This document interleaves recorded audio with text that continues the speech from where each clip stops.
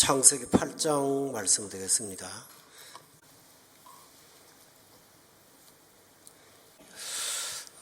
노아 시대의 홍수로 심판하셨는데 오늘 본문의 전체 내용은 그 홍수 심판이 종료를 한 것입니다.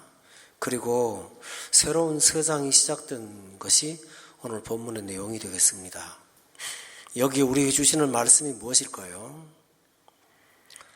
홍수를 그치게 하신 그 이유가 1절에 나옵니다.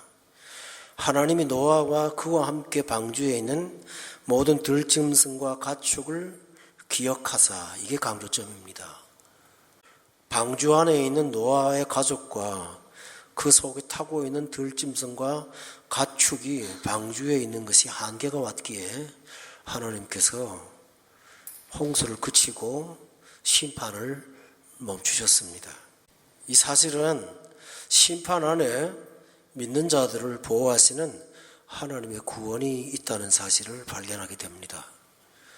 우리가 이 세상에서 하나님의 보호가 없는 때가 전혀 없음을 우리가 기억해야 될 것입니다. 진노 중에도 하나님께서 당신의 백성을 살피시고 그들의 입장을 보살피시는 것이 하나님의 은혜임을 기억한다면 한시도 하나님과 함께 하지 않고는 우리가 세상을 살아갈 수가 없습니다.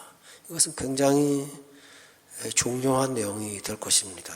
우리가 어려움을 당할 때, 세상이 위기를 당할 때 하나님은 그 안에 있는 하나님의 자녀들인 우리를 기억하고 계실 것입니다. 제가 이렇게 말씀을 드리는 이유는 출애굽기에 보면 이스라엘 백성들이 애굽에서 혹독한 고역과 고난을 당하니까 하나님께 부르짖어요. 그때 하나님께서 이스라엘 백성들을 기억하셨다라는 단어가 나와요. 사무엘의 그 부인 한나가 하나님께 기도하죠. 자식을 달라고.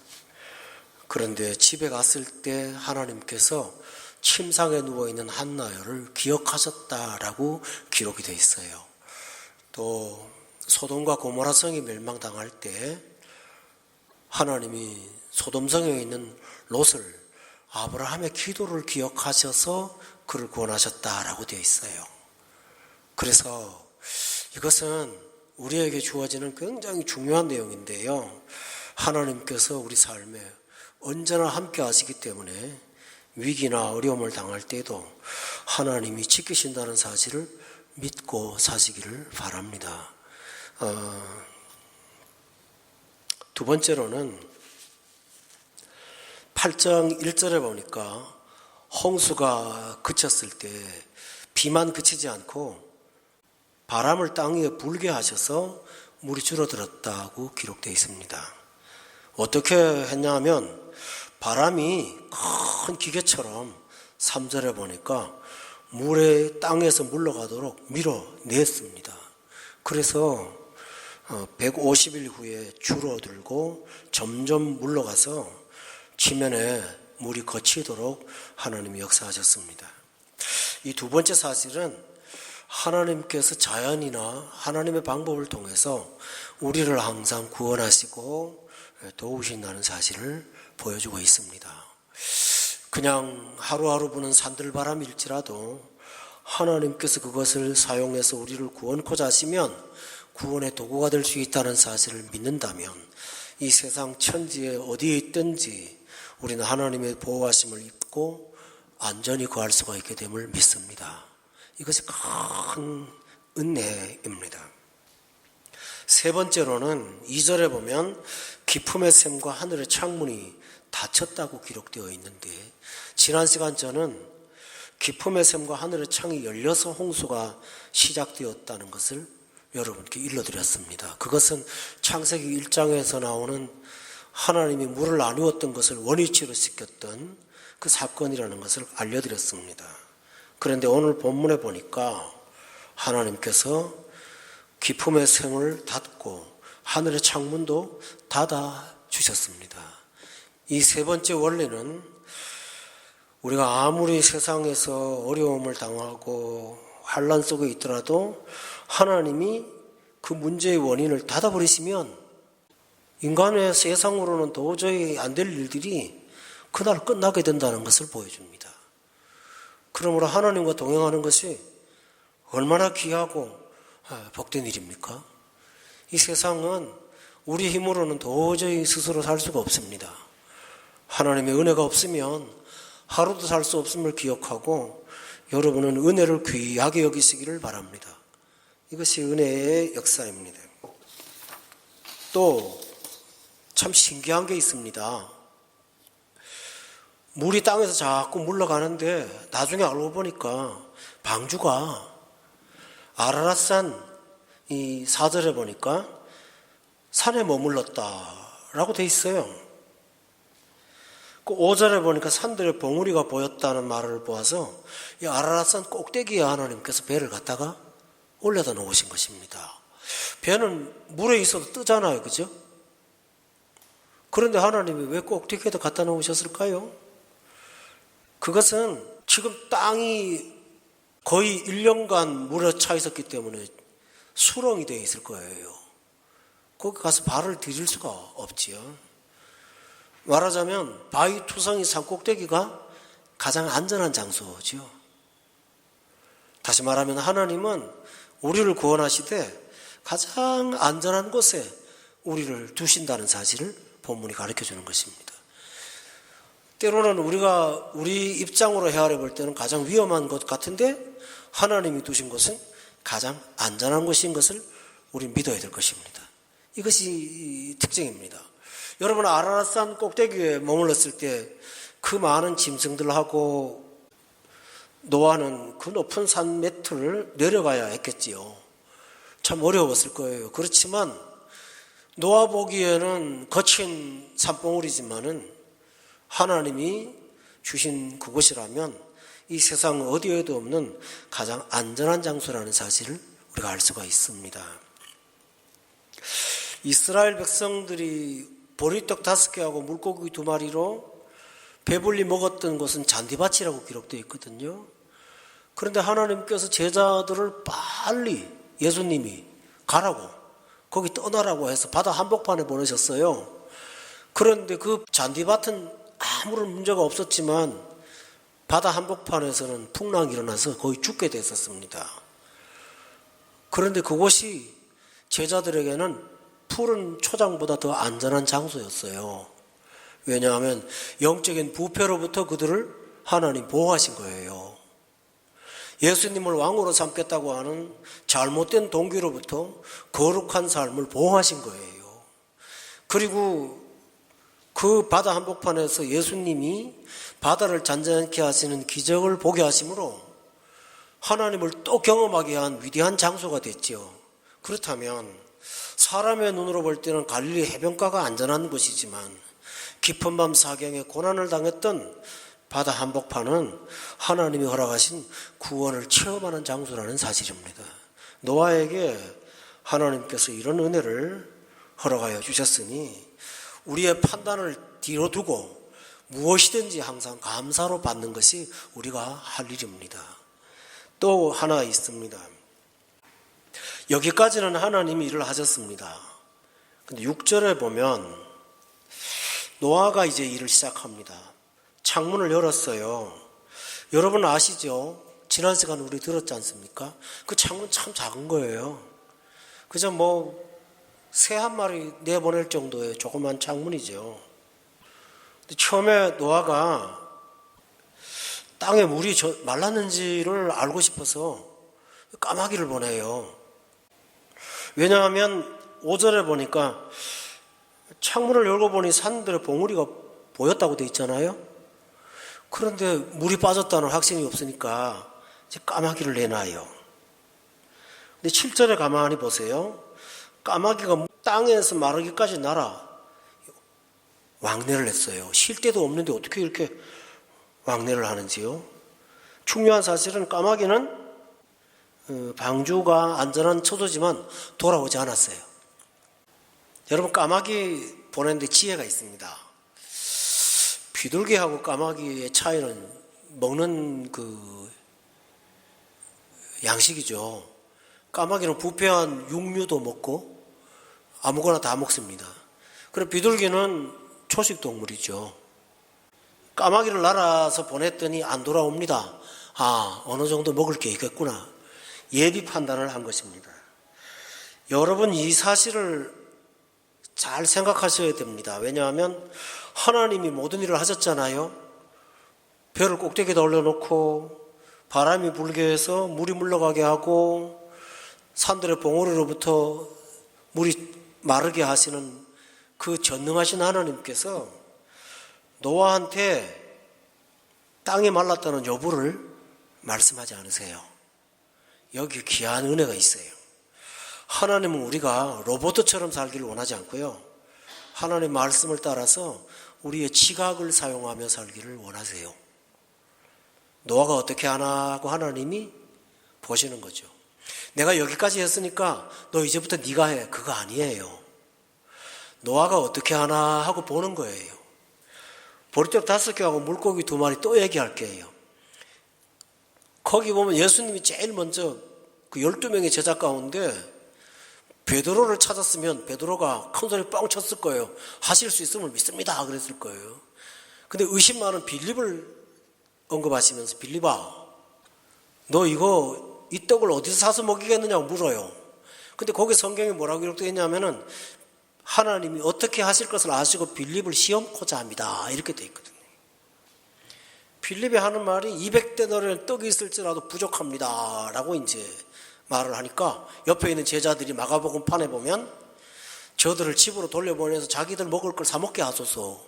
뭐 우리 책임입니까? 그렇게 말을 해요.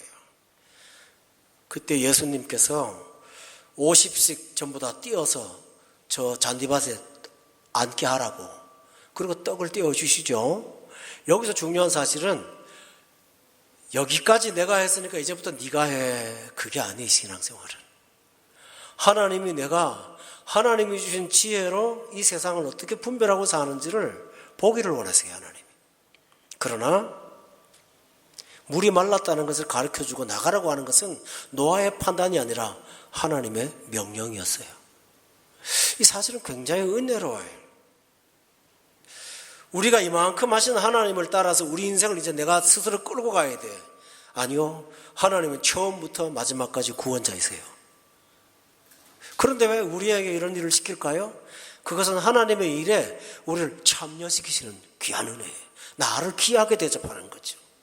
이 세상을 다 만들고 아담에게 이름을 지으라고 말씀하신 하나님께서 큰 일은 다 하신 다음에 노아에게 딱 하나를 시키세요. 물이 말랐는지 젖어 있는지를 너의 판단을 갖고 판단해 보라는 거죠. 그래서 노아는 지각을 사용해요. 까마귀를 사용해서 안 돌아오니까 아하, 이제 말라가는구나. 지상에 죽은 것들이 막 떠다니는 것보다 하고 상상을 하게 돼요. 그 다음에 두 번째로는 비둘기를 이제 보내요. 비둘기는 썩은 걸 못 먹어요. 그러니까 8절에 보니까 비둘기를 내놓아서 지면에 물이 줄어들었는지를 알고자 하는데 9절에 보니 비둘기가 발붙일 곳이 없으니까 돌아왔어요. 그때서야 노아는 아직 물이 다 말라지 않았구나 하고 판단을 했죠.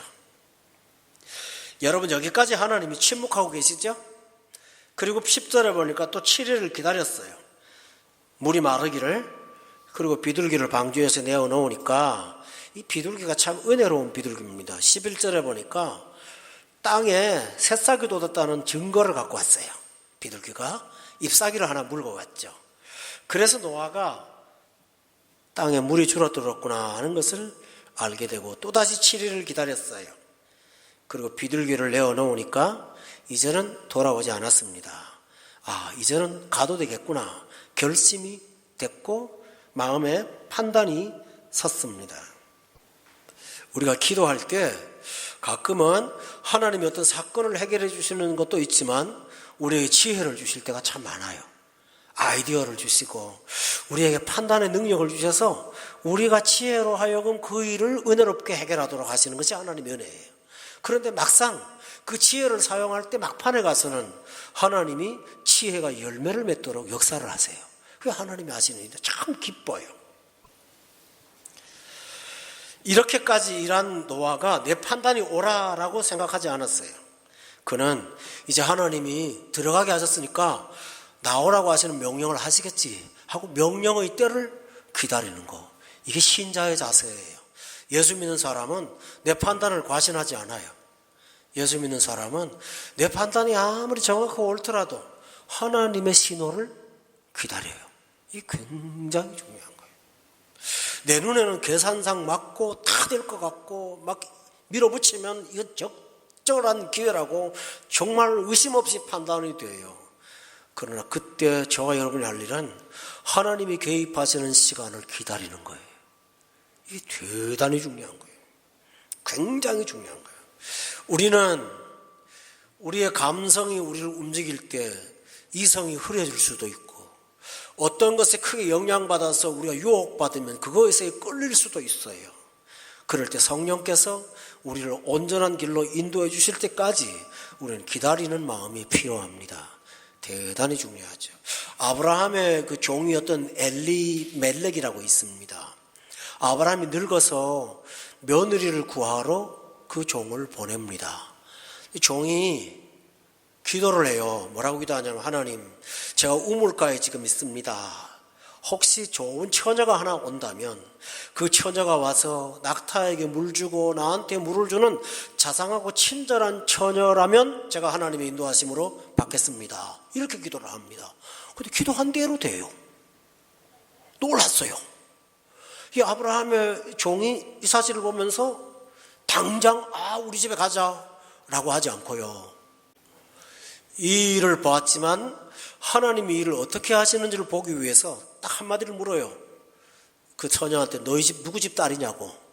그랬더니 자기 아버지 이름을 대는데 보니까 아브라함의 이 누구죠? 그 처남인가요?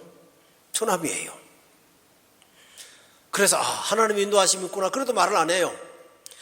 그리고 그 집에 도착해서 그 처남하고 라반이죠. 그 집안이 모인 가운데 이러저러 해서 하나님이 나를 인도하셨다라고 이제 말을 하니까 그 라반하고 집안 모든 사람들이 하나님께 영광을 돌리면서 예배를 드려요. 너무 감사하다고. 그러면서 그 처녀가 묵묵히 있다가 따라가겠다고 말하니까 그제서야 하나님이 이 일을 이루셨구나 하고 믿고 따라오죠. 여러분, 여기서 예수 믿는 사람은 환경을 보고 판단하는 게 아니고 내 머리의 판단을 믿는 것도 아니고 어떤 사람의 큰 소리에 유혹을 당하는 것도 아니에요.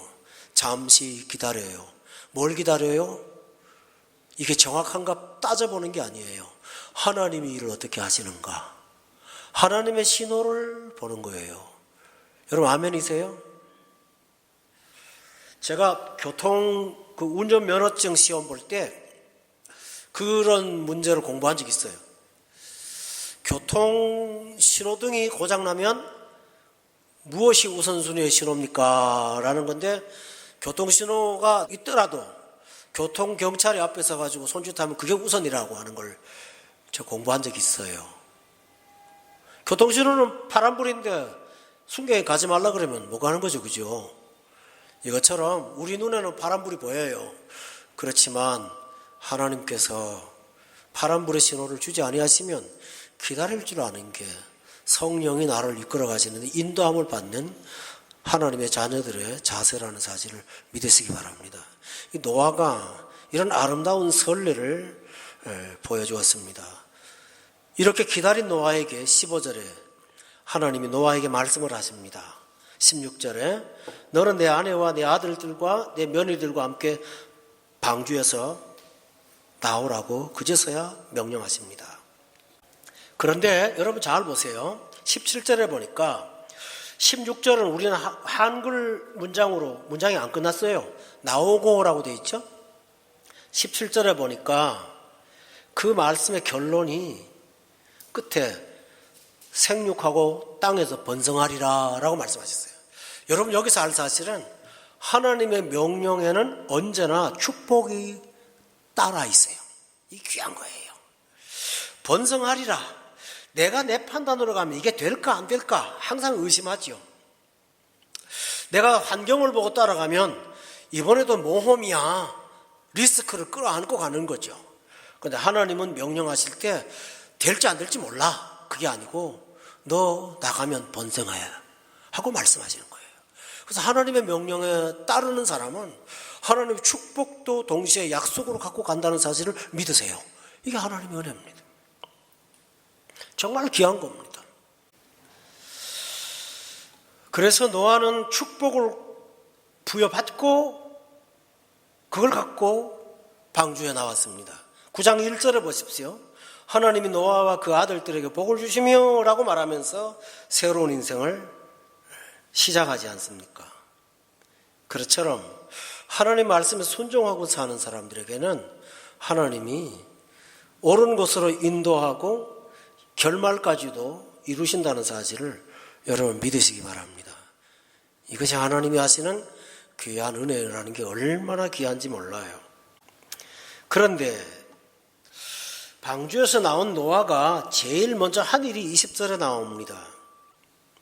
그게 뭐냐 하면 제단을 쌓았다고 돼 있죠. 돌로 단을 쌓았다는 건데 요즘 말로 하면 예배를 하나님 앞에 드렸다라는 말과 똑같은 거예요. 그렇다면 노아가 방주에서 나온 첫 일은 뭐였나요? 예배였어요. 이 신자의 특징이에요. 지금까지 우리는 믿는 자는 세상 사람과 다른 것을 보게 됩니다. 여러분의 삶에 예배가 항상 우선순위가 되시기를 바랍니다. 이 신자의 자세입니다. 근데 예배의 성격을 보겠습니다. 20절의 끝에 보니까 번제를 드렸다라고 기록되어 있습니다. 여러분은 레위기를 통해서 5가지 제사를 아시지요? 보통 기쁘고 좋은 날 드리는 제사가 있습니다. 화목제예요. 화목제. 화목제의 제물은 태우지 않고 나눠서 먹어요. 기쁘고 좋은 날 화목제를 드리거든요. 그런데 의외로 노아는 번제를 드렸습니다. 이 번제가 어떤 제사입니까? 회개하는 제사입니다. 방주에 있는 동안 노아가 뭔가 하나님 앞에 자기가 죄인이라는 사실을 깨달은 거예요. 방주 생활이 구원의 생활이었지만 그 안에서 그는 범죄했다는 사실을 자기가 고백하는 것입니다. 다른 말로 하면 예배를 드리러 나와서 십자가의 보혈을 의지하고 있는 것입니다. 지금 이게 노아가 하는 일입니다. 우리가 한 주간 동안 아무리 거룩하게 살았다 할지라도 주일날 오면 하나님 앞에 사실은 회개할 게 너무나 많지요. 십자가의 피가 필요하지요. 노아가 그러한 자세로 우리에게 첫 삶을, 새로운 시대의 첫 삶을 회개로 시작했다는 사실을 기억한다면 저와 여러분도 날마다 붙잡아야 될 것은 예수 그리스도의 십자가 보혈입니다. 그게 최고입니다. 주님, 나의 실수, 내 허물로 인해서 실패한 내 인생, 그리고 죄로 얼룩진 내 어둠, 주여, 아까 찬송가 부른 것처럼 어둠이 빛이 되셔서 어둠을 물리치시는 그 주님이 내 앞에 서시기를 바라는 마음으로 사시기를 바랍니다. 이것이 신자의 자세입니다. 그때 하나님이 됐다 고맙다 이렇게 말씀하지 않고 21절에 보니까 그 향기를 받으셨다라고 있습니다. 여러분, 동물 태우면 어떤 냄새 납니까? 향기롭습니까? 향수가 맞습니까? 아니요. 먹는 사람은 기분 좋은데요, 옆에 사람은 고약해요. 그리고 바깥에서 갈비 먹고 집에 들어오면 그 냄새가 배에 있습니다. 근데 하나님이 그걸 향기롭다고 말했어요. 하나님이 향기롭다고 말하는 것은 뭐냐? 내가 그 태움을 기뻐한다고 말했어요. 왜요? 죄가 태워지는 것이니까. 하나님이 기뻐하시는 것은 우리가 드리는 죄의 고백입니다. 그리고 경고도 하십니다. 21절에 보니까 사람의 마음이 계획하는 바가 어려서부터 항상 악하다. 그래서 이제는 이 문제로 땅을 저주하지 않겠다고 말씀하십니다. 그 말이 뭘까요? 구원의 기회를 더욱 넓히고 마지막 심판 때까지 하나님은 새로운 심판을 준비하실 때까지 유보하시겠다고 말씀하신 것입니다. 믿는 자에게 기회를 주시고 네가 오늘 이렇게 번제로 제사를 드렸지만 넌 여전히 어려서부터의 죄성이 있으므로 조심하라고 주님께서 말씀하셨습니다. 38년 된 병자 예수님이 고쳤습니다. 그리고 예수님이 찾아가서 또 만났어요. 그리고 뭐라고 말씀하는지 아세요? 가서 다시는 죄를 범하지 말아라. 더 심한 것이 생기지 않도록 하라 라고 했습니다. 여러분, 번제로 죄를 해결했으니 또 나가서 죄를 짓고 번제 또 드리면 될까요? 아니요. 번제에 합당한 삶을 하나님께서 원하십니다. 회개를 했다면 회개의 삶을 반복하지 않고 그 사실로 돌아가지 않는 것이 참된 회개임을 믿으시기 바랍니다. 오늘 저는 이 말씀을 통해서 새 세상을 사는 우리에게 어떻게 살아야 되는지를 보여주시는 노아와 하나님의 말씀이 이 종말을 살아가는 저와 여러분에게 큰 기준이 되고 삶의 모기가 될 수 있기를 바랍니다. 다 같이 기도하겠습니다.